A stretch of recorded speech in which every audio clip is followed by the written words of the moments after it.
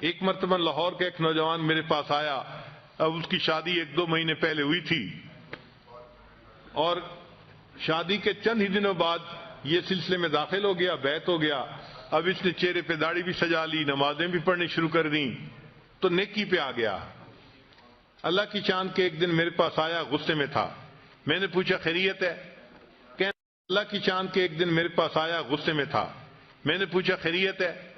کہنے لگا بس حضرت کیا بتاؤں، یہ جو میری بیوی ہے نا، اس نے بس مجھے بہت ستایا ہوا ہے۔ میں نے پوچھا کیا ہوا؟ کہنے لگا کہ کہتا ہوں تو نماز نہیں پڑھتی، سر پہ دوپٹے کا خیال نہیں رکھتی، اور بالکل اس کو تو دین کا کوئی احساس ہی نہیں ہے۔ یہ تو اس نے تو میرا جو ہے نا جینا حرام کر دیا ہے۔ خیر خوب اس نے غصے میں چند باتیں کہیں، تو جب اس نے غصے میں باتیں کر لیں تو پھر میں نے اس سے پوچھا کہ اچھا یہ بتاؤ کہ جب شادی ہوئی تھی اس وقت آپ دیندار اسی طرح تھے جیسے آج ہیں، یا آپ بھی اسی طرح کے تھے؟ کہتے نہیں جی، اس وقت تو میں بھی نمازیں نہیں پڑھتا تھا۔ اصل میں شروع میں دونوں ایک ہی جیسے تھے اور آپس میں پسند کی شادی تھی یہ۔ تو میں نے کہا کہ بھائی آپ بھی اسی جیسے تھے اور آپ بھی نمازیں نہیں پڑھتے تھے، تو آپ نے ایسی ہی بیوی پسند کی، تو بیوی تو وہی ہے نا، کوئی بدلی تو نہیں ہے، مگر فرق یہ پڑا کہ آپ نے اس مجلس میں آنا شروع کیا اور آپ نے دین کی باتیں سنی تو آپ نے دین کو قبول کر لیا، اور اب آپ کی زندگی نیکی دین والی بن گئی ہے۔ کہنے لگے ہاں یہ بات تو ٹھیک ہے۔ میں نے کہا یہ بتائیں کہ آپ کی بیوی نے کتنی نصیحتوں کی محفل اٹینڈ کی ہے؟ کہنے لگے وہ تو نہیں آتی۔ میں نے کہا کوئی اور دینی محفل اٹینڈ کی ہو جہاں اس کو دین کی طرف کسی نے ترغیب دی ہو، بلایا ہو؟ کہنے لگا نہیں۔ میں نے کہا پھر وہ کیسے دوپٹہ کرے گی سر کے اوپر، اور کیسے وہ پردے کا خیال کرے گی، نمازیں پڑھے گی؟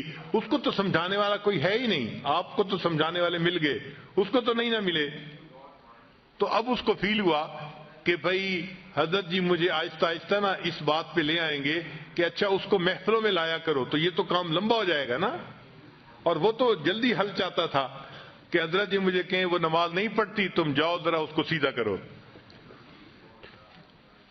خیر جب میں نے دیکھا کہ بھائی یہ خاموش تو ہو گیا ہے لیکن اس کے دل سے ابھی غصہ ختم نہیں ہوا، تو پھر میں نے اس سے بات کی۔ میں نے کہا دیکھیں آپ ہر سنت پہ اب عمل کرنے لگ گئے ہیں نا؟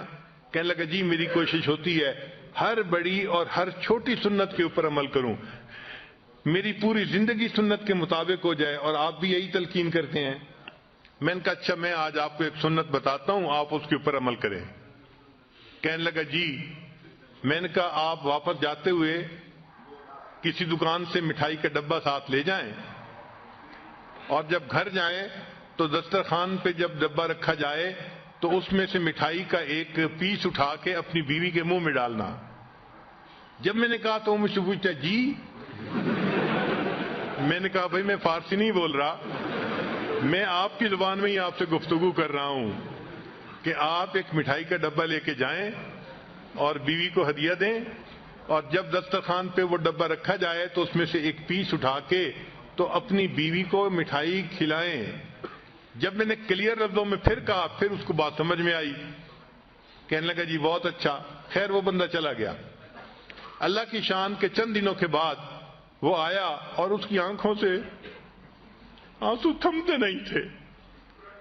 میں نے پوچھا کیا ہوا؟ کہنے لگا حضرت خوشی کے آنسو ہیں۔ میں نے پوچھا کس خوشی کے؟ کہنے لگا کہ میں جاتے ہوئے مٹھائی کا ڈبہ لے کے گیا اور گھر والوں نے پوچھا، بیوی نے کہ یہ کیا لائے؟ تو میں نے کہا میں آپ کے لیے گفٹ لے کے آیا ہوں۔ تو بڑی حیران ہوئی، اچھا آپ میرے لیے گفٹ لے کے آئے ہیں؟ میں نے کہا ہاں۔ تھوڑی دیر کے بعد پھر کھانے کا وقت آیا تو کھانے کے دسترخوان پر کھانا لگ گیا اور وہ مٹھائی کا ڈبہ بھی وہیں تھا۔ کہنے لگے میں نے آپ کی جو ہے وہ نصیحت کے مطابق مٹھائی کا ایک پیس اٹھایا اور ایک گلاب جامن میں نے اپنی بیوی کے طرف کیا، تو وہ میری طرف دیکھنے لگی کہ کیا مطلب ہے؟ میں نے کہا کہ یہ میں تمہیں خود اپنے ہاتھوں سے کھلانا چاہتا ہوں۔ کہنے لگی وہ حیران۔ خیر اس نے وہ گلاب جامن تو کھا لیا، پھر اس کے بعد تھوڑی دیر وہ سر جھکا کے بیٹھی رہی، کچھ سوچتی رہی۔ پھر مجھے کہنے لگی آپ نے آج ایسا کیوں کیا ہے؟ پہلے تو کبھی نہیں کیا۔ تو کہنے لگا کہ میں نے اسے کہا کہ حضرت نے مجھے بتایا کہ یہ نبی علیہ الصلوۃ والسلام کی سنت ہے، میں نے اس سنت کے اوپر عمل کیا ہے۔ کہنے لگا جب میں نے یہ بات بتائی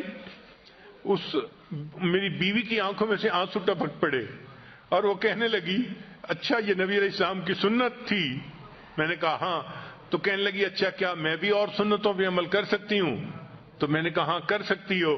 تو کہنے لگے وہیں بیٹھے ہوئے میری بیوی نے وعدہ کیا کہ میں آج کے بعد نمازیں بھی پڑھوں گی اور پردہ بھی کروں گی اور شریعت کے اوپر مکمل پابندی کر کے سنتوں والی زندگی میں بھی اختیار کروں گی۔